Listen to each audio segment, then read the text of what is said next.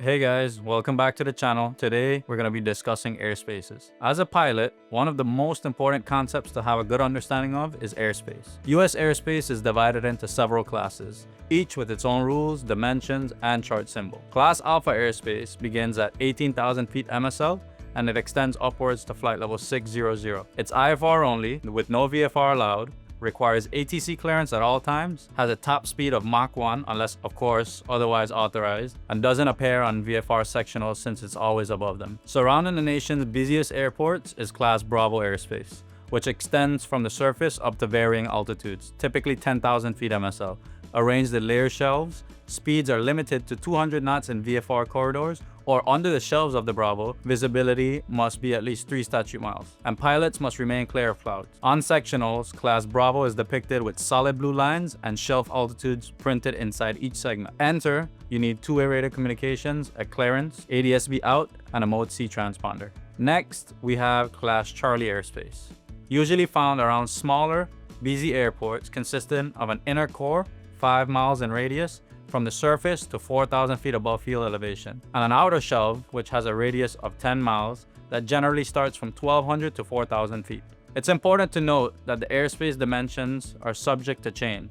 Two-way radio communications is required. Speed is limited to 200 knots within 4 miles of the airport at or below 2,500 feet. The weather minimums are 3 statute miles visibility with 500 feet below, 1,000 feet above, and 2,000 feet horizontally from any cloud. On a sectional, Class C is shown with solid magenta rings and altitude markings.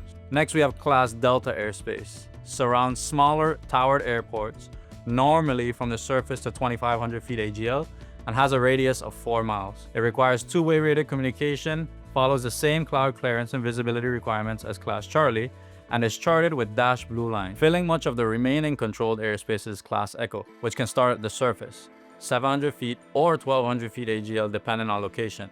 VFR aircraft don't need clearance, but IFR air traffic remains under ATC control. Below 10,000 feet MSL, Class Echo requires 3152, increasing to the 5111 rule when above 10,000 feet. On sectionals, Class Echo is indicated by faded magenta shading. On the hard side of the shade, it starts as 1,200, and on the faded side, it starts at 700 feet. Dashed magenta lines represent when it starts at the surface, and by the absence of markings, when it begins at 1,200 feet AGL. Finally, Class Gulf airspace is uncontrolled, typically found near the ground in rural areas, with speeds limited to 250 knots below 10,000 feet MSL and Mach 1 above 10,000 feet MSL. This airspace has the most relaxed weather minimums, especially during the day, when pilots may fly with just 1 mile visibility and clear clouds.